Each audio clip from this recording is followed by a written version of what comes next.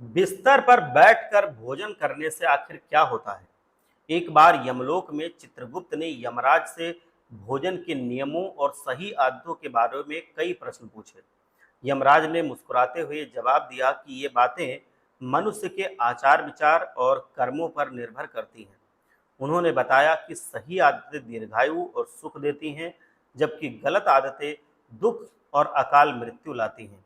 उन्होंने चित्रगुप्त से कहा कि वो एक प्राचीन कथा सुनाएंगे जिसमें इन सभी प्रश्नों के उत्तर होंगे।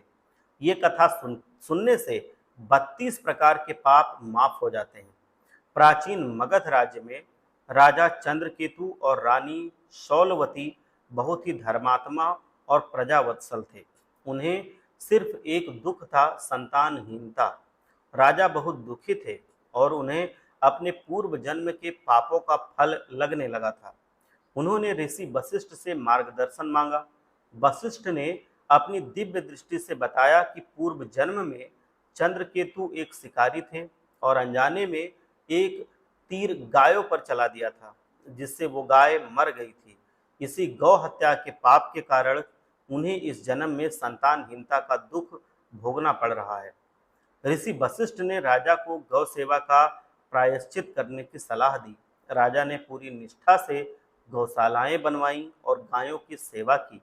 इससे प्रसन्न होकर भगवान ने उन्हें एक पुत्र का वरदान दिया। राजा रानी ने अपने पुत्र को बहुत लाड़ प्यार से पाला।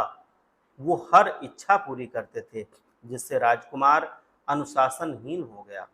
वो बिना नहाए धोए और बिस्तर पर बैठकर ही भोजन करता था।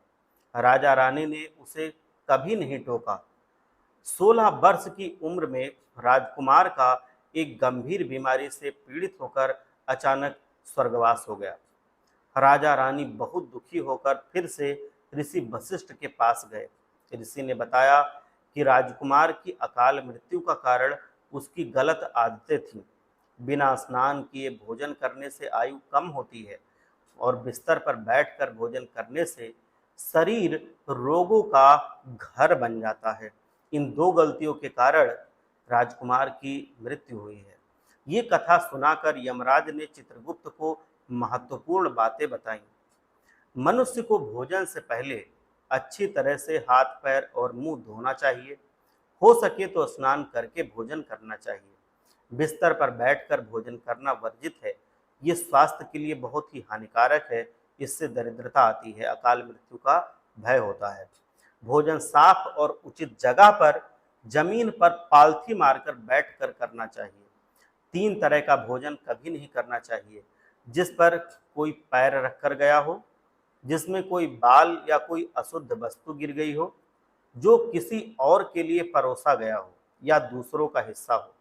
अन्न का आदर करना चाहिए और उसे व्यर्थ नहीं फेंकना चाहिए। यमराज ने अंत में कहा कि मनुष्य के अच्छे कर्म और सही आदतें ही उसके भाग्य का निर्माण करती हैं। एक बार सच्चे मन से बोलिए, हर हर महादेव, जय भोलेनाथ।